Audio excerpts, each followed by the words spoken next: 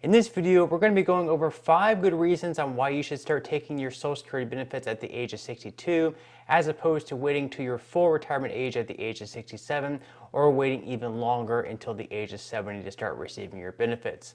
Now, before I get into today's video, I first want to say that this is not financial advice. Before making any final decision, please go to a financial advisor and listen to what they have to say and try to come to a final solution with them.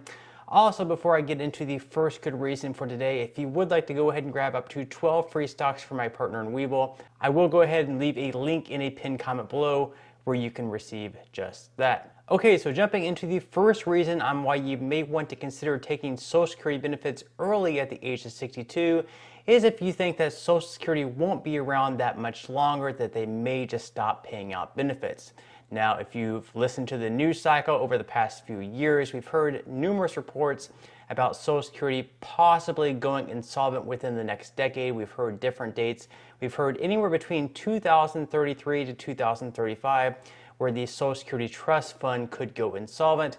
Now, that date doesn't necessarily mean they're going to stop paying out benefits completely. However, there have been some reports by the Congressional Budget Office that show that your benefits may be reduced by 23%, meaning that if you're going to be receiving $1,000 every single month, your benefits would instead be just $770 per month. So that's one reason why you may want to consider taking your Social Security benefits early if you just do not have too much trust that Social Security is going to be around too much longer. Now, the second reason on why you may want to consider taking Social Security benefits early at the age of 62 is if right now you're working at your job, but perhaps you just don't enjoy it that much, you're just ready to retire, you're ready to put in your 2 weeks notice or whatever, and just, live off your Social Security benefits. You're ready to be done working, or perhaps you have some type of injury and you're just not able to work that much longer, and you're ready just to start living off your benefits. You're ready to retire, or perhaps you're ready to scale back. So that might be another reason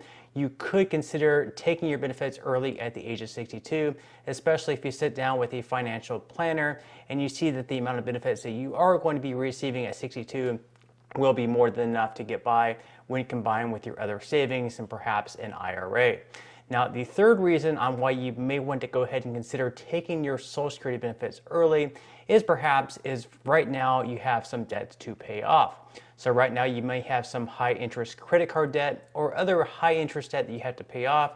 And you may sit down with a financial planner and find out that if you start taking your benefits now, even though you will be receiving a little bit less than if you waited until the age of 67 or 70, you'll be able to use this extra income to help pay off those debts. That way those debts don't continue to snowball and get even larger and just be waiting for you to take away more of your benefits whenever you reach the age of 67 or 70. Now, the fourth reason on why you may want to consider taking your Social Security benefits early at the age of 62 is if all your life you've always had a dream of starting your own business, but you were always working some type of job, maybe you had a family to provide for, and it was just too risky to quit your job and go ahead and start your business. Well, right now, perhaps you're in a better financial shape, your kids are all grown up, you're doing pretty well as a family, so right now you consider this a pretty good opportunity to go ahead and quit your job and try to start the business that you always wanted to start. But you still need a little bit of income, so perhaps you could go ahead and take your Social Security benefits early at the age of 62 to sort of supplement your lifestyle as is while trying to build your business on the side. And perhaps your business is very successful, and if it is, you'll actually be a whole lot better off by quitting your job, starting your own business, and making a higher income than you would have if you just kept working the job that you were already at. Now, the final reason on why you may want to go ahead and take your Social Security benefits early at the age of 62 as opposed to waiting to 67 or 70 is if for whatever reason you just don't think that you're going to live that long, or perhaps a doctor has told you that you have a shorter life expectancy. Now, this is something that we don't normally want to think about.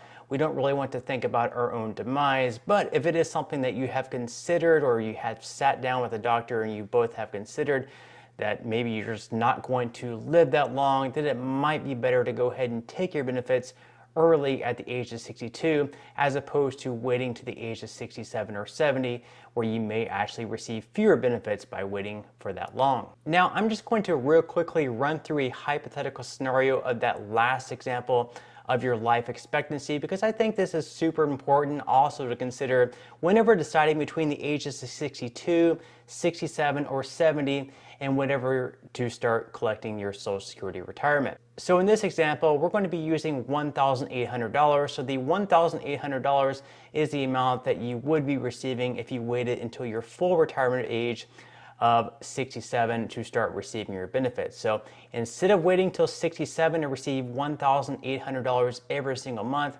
if you started claiming early at the age of 62, you would be receiving a 30% cut. So a 30% reduction from $1,800 would be $1,260.